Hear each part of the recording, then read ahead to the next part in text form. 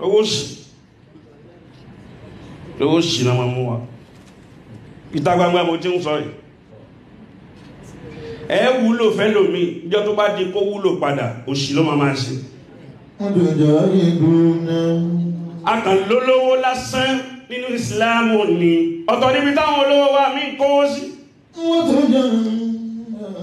báńkì tí wọn ò ní gbẹ̀san rẹ̀ kankan mẹ́. Mo ra 2 acres of land sí Kwara State University nílọrin ní Kwasu.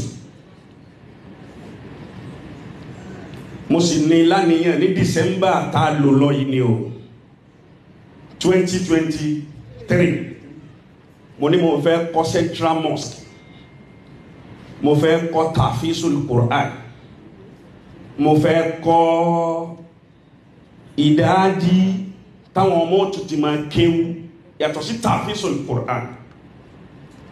Mo tún wá fẹ́ kọ́ ilé àwọn ọmọ aláìní, àwọn ọmọ tí ò ní bàbá tí ò níyà, tó já sí pé kò sí tó jẹ́ kí orí ibú ó pọ̀ ní Nàìjíríà yìí láyé tá a wà ń bẹ̀ yìí torí páwọn èèyàn ò rẹ́ ní hánú wọn mọ́ ni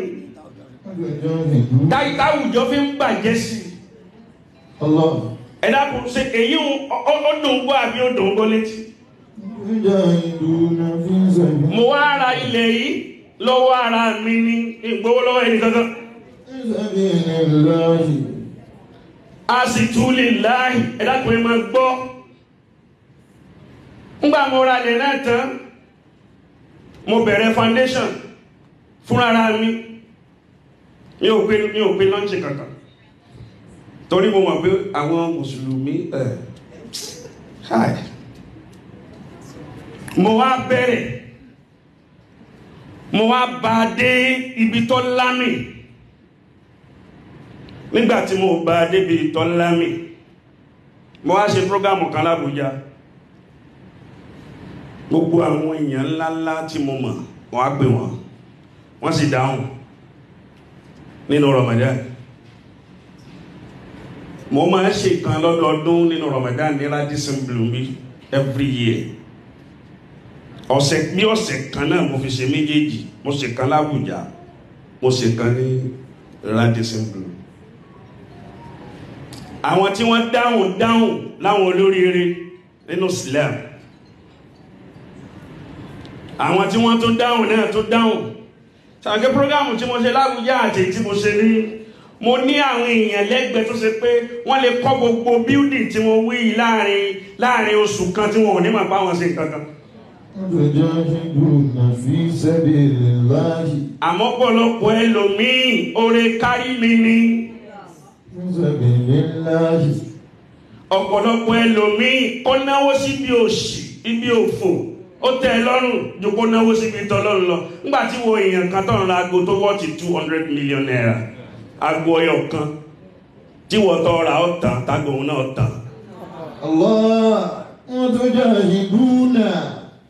Nígbà tó ní kápá tó lè ra tébù ní club tó lè ra tébù kan 20 million. Ẹnu tébù kò ní sí nǹkan kan lórí tébù yẹn o. Wọ́n kàn gbẹ́sẹ̀ jòkó yìí náà ni wọ́n kàn ra wọ́n sì ta tébù bí 20 million 50 million. Yóò sì kó lápò yóò sì rà wọ́n sì pè síbi tọ́lọ́hun àti fi 500,000 lẹ́ ó sì lé fún. Wọ́n tún jẹ́ ìdúró fi sabilillahi bí amwalikum. Àṣẹ Abdulrazak. Àwọn tí wọ́n jẹ́ tèmi gangan wọ́n dá sí dáadáa. Wọ́n dá sí dáadáa. Project tí mo ní mo bẹ̀rẹ̀ project náà ní ending January ọdún yìí. Ó ti wà ní 90% báyìí. Yes. Almost done. Almost done. Àwọn ọ̀rẹ́ mi kàn fún mi tírélà sìmẹ́ntì ṣeré. Láwọn olóríire wọ́n tẹ mẹ́ta. Ṣé ẹ máa ń jẹ́ mẹ́ta? Láwọn olóríire ibi tí àwa mùsùlùmí kan kọ̀ọ̀kan wá bàjẹ́ sí tó bá ti rí pé olówó kan bẹ lẹ́gbẹ̀ẹ́ yẹn wà ní àwọn olówó ń bẹ pẹ̀lú wọn àwọn olè náà kankan ìlú làwọn ò fi ilẹ̀ kò ní kan ṣe tẹ́lẹ̀tẹ́lẹ̀. wọ́n tún jẹ́ ìdùnnú fi sọ́dí láàyè àmìwálìkún wà àǹfùsìkún. ẹ jẹ́ wọ́n á gbé yín débẹ̀ tán yẹ́yẹ́. gbogbo tí mo ní mo ń ṣe millions ti lọ. sábà ẹ̀yin náà máa ń tí Nàìjíríà dáǹsì. almost bí 600,000 ni mo ń sọ̀rọ̀ rẹ̀ lọ yìí tó ti lọ lórí ẹ̀ tí ò bá jù bẹ́ẹ̀ lọ 600 million sorry tí ò bá jù bẹ́ẹ̀ lọ. wọ́n tún jẹ́ jíndùnà. gbogbo ń táwa láwa ń ṣe fọ́lọ́hún èyí tó bá parí tán tá a ṣí tán táwọn ọmọ ilé kéwú wá àtúnwá ní gba náírà kan lọ́wọ́ ẹnìkan. wọ́n tún jẹ́ ìdùnnà. bọ́ fi tún já ìlú náà rẹ̀. bóyá kéwú táwọn ọmọ kéétì máa ń pọ̀ náà ní ìjẹ́ káwọn ẹlòmí onílàáká yìí kákúkú sọ̀rọ̀ kò yé wọn. kí ló kàn wá pẹ̀lú bàtà tọrọ tó mọ́? kí ló kàn wá pẹ̀lú gíláàsì tó ń lò sójú tó wọ́n? Ọlọ́run sì mú yín gbogbo ń tẹ́ ẹlẹ́yìn lò làwa náà lò ọ̀bì ẹ má fọ́ o. àtọmọlé kéwú tí ó wà bẹ́ẹ̀ tí ó ṣe tàfíìsùn Qur'an ọ̀fẹ́ ni mi gbà kọ́bọ̀ lọ́wọ́ ẹnì kankan live ló wà gbogbo ayé ló ń wo tí mo sọ yìí. kí ló sàwọn olówó Islam ẹ̀wọ̀n NASFAT látọ̀dún yìí lórí títì yẹn ní express yẹn ọdún tí Mountain of Fire tó ra ilẹ̀ ibi express yẹn kò pẹ́ sígbà yẹn náà ní NASFAT náà ra títí wọn. ẹ wo Mountain of Fire ń sè ẹ wà tọ́tún tó ti parí ẹ wá wo gbogbo tí ń bẹ lórí nínú Mountain of Fire yẹn estate wà ń bẹ gbogbo tí yẹn máa wá láyé ní bẹ́ẹ̀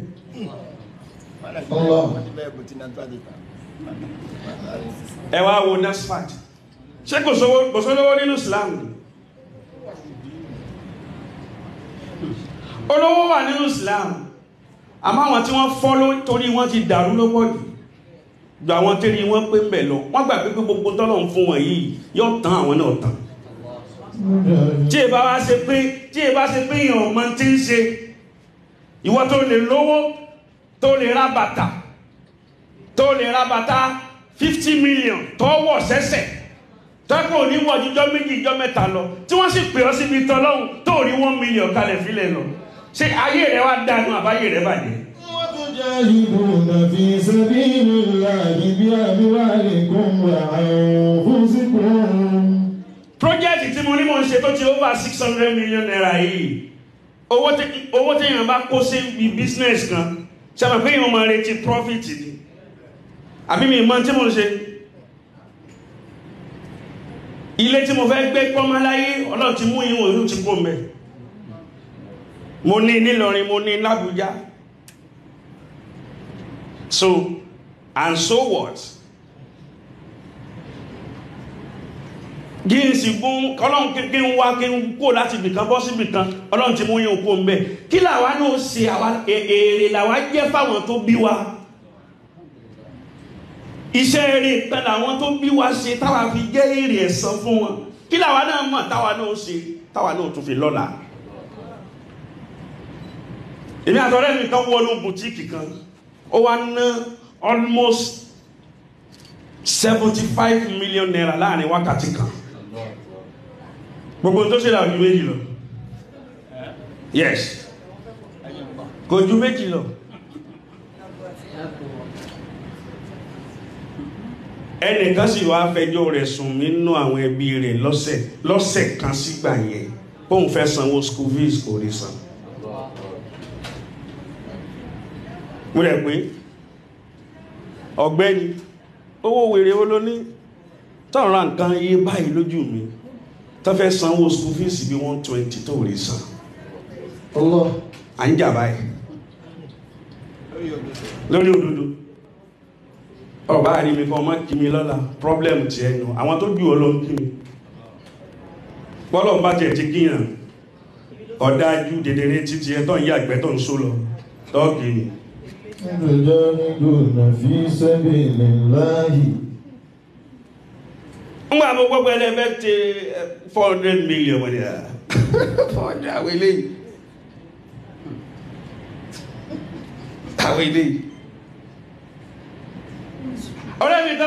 ọ̀rẹ́ mi kan bẹ ọ̀pọ̀ gan òun ló fa ọ̀rọ̀ tí mo sọ́njẹ́ oní ìpé ìjọ tí ń bá ń wúlò fún ẹ tó díjọ́ tó yẹ kí wọ́n náà wúlò fún ẹ̀mí náà tó bá ti wúlò fún ma flush ẹ̀ dànù ní òwúlò ní ẹ̀ ó ṣèrè ní orí èwo lọ́lọ́ ṣe fún ọ tó lè kú lójijì gbogbo Rolls Royce rẹ gbogbo Lamborghini rẹ gbogbo Ferrari rẹ gbogbo ó dàgìtàn àwọn èèyàn máa wá kówó sí báńkì wọ́n máa wá kówó sílé mi pé wọn ní tán ẹnìkanlá lọ́rọ̀ ṣe mítìnì ló kú síbẹ̀ yìí tó jẹ́ pé ibi tó jòkó sí òun nì ọlọ́nlẹ̀ lóhun dé kẹ́mì sì ṣe kọ́ọ̀sì lọ Allah Islam ẹ jẹ́ kí a wékọ̀ وهم تجدا téèyàn bá gbọ́ owó tẹ́lómi iná fún girlfriend lásán èyí ó kọ́kọ́ ṣe wíwọ̀n gbóná وهم تجدا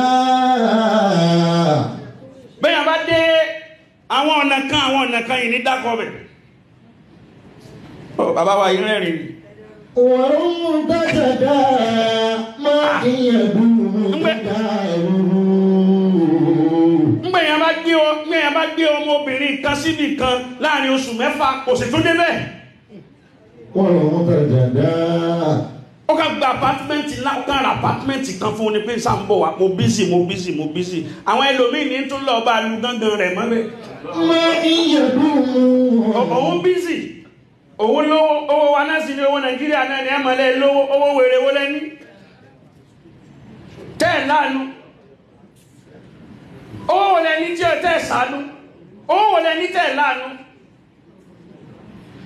ẹni Ọlọ́run bá kówó fún tí ọba ti láàánú yọ padà nù náà ni mbọ́ ó sì ra oníbi apátímẹ́ǹtì fóńtọ̀ òun ó tún ra bẹ́ǹsì 2022 ó gbé sí ndì kò sì fojú kan 6 months وهم تجدا kò fojú kan ní 6 months ìntọ́ wa bò mọ́bẹ̀ òun ni ẹlòmíì ní tó lọ bá sábìsì ẹ̀ mọ́bẹ̀ ما يدوم جداه sáwọn èèyàn rántí pé sáré ń bẹ وسيان فكر في sáwọn èèyàn rántí pé gbogbo aṣọ tó bá léwu lẹ̀ káwọ̀ aṣọ funfun náà ní ọ̀padà gbẹ̀yìn wa ni وسيان فكر kí láǹfààní dúkìá tó kójọ èmi náà mo nílé Lẹ́kì èmi mo ní ti Banana Island èmi mo ní ti gbá èmi mo ní tàwọ òṣì ló ń ṣe invest lára àwọn èèyàn ara àwọn olóríire ni kó invest sí kó lè ṣẹ́kù lọ́la ká lè máa ṣàdúrà fún ọ lọ́la ibi tẹ́lómi invest sí ara girlfriend ni club lẹ́lómi invest sí ọ̀nkálùkù náà ló máa ń tó wọ́n invest sí tọ́lọ́hun làwọn sọ pé invest sí òun ni àṣírí tí ẹ̀sán kankan lọ́dọ̀ ẹni kankan àfọ̀dọ̀ lọ. Sheikh Abdulrazak tẹ̀sùbá àtàwọn tó bí yín tí wọ́n ní òun ní kẹ́ mú o àwọn èèyàn wúlò púpọ̀ báyẹn òun ní kẹ́ kú gidigidi ibi táwọn